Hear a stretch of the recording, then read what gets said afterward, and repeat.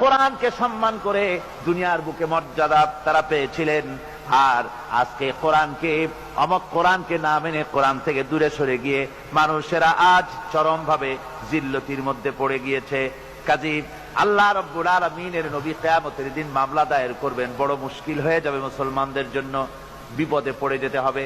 সেজন্য রসুল যে মামলা দায়ের করবেন ওই মামলায় যেন আমরা আসামি না হয়ে যাই, তার জন্য আমাদের দায়িত্ব হলো কোরআন পড়তে হবে, কোরআন বুঝতে হবে, আর কোরআন অনুযায়ী নিজেদের জীবনকে পরিচালিত করতে হবে।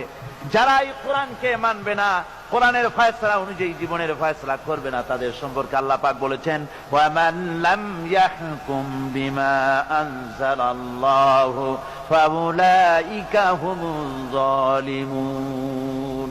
যারা এই কোরআন দিয়ে, এই বিধান দিয়ে বিচার ফয়সালা করে না, তারা জালিম, তারা কাফের, তারা ফাসিক, যারা নাকি কোরআন দিয়ে বিচার ফয়সালা করে না।